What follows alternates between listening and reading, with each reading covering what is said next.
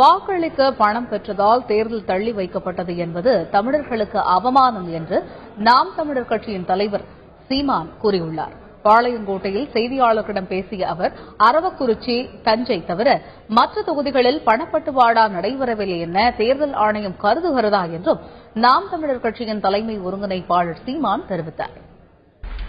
ஏதோ இந்த 2 தொகுதியில தான் கொடுக்கப்பட்டது மாதிரி ஒரு காட்ட முயற்சிக்குதா தேர்தல் ஆணையம்?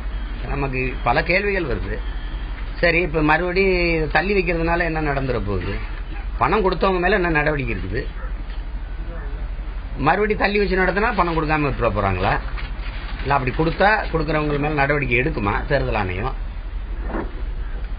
சாலையில வியாபாரிகளும் பொதுமக்களும் கொண்டு போன பணத்தை பிடிச்சிக்கிட்டு இருந்ததே ஒழிய பணத்தை கொடுத்தது தெரியுது. தெரிஞ்சு வாக்குச்சாவடிக்கு முன்னாடி இப்ப என் தொகுதி நான் போட்டிட்ட கடலூர் தொகுதியில வாக்கு சாவடிக்கு முன்னாடியே சாராயத்தை ஊற்றி கொடுத்துட்டு பணத்தை கட்டுக்கட்டா பிரிச்சு கொடுத்ததை பார்த்துக்கிட்டு தானே இருந்துச்சு. பணம் கொடுக்குறான்னு சொல்லி அடிச்சு போன ஒரு தகராறு பண்ண பிள்ளைய எங்களை காசு கொடுக்க விட மாட்டேங்கிறான் அப்படின்னு சொன்னதுக்கு காவல்துறை அவனை தான் பிடிச்சு கொண்டு உள்ள போட்டுச்சே வெளியே, காசு கொடுக்கறவங்கள பிடிக்கல.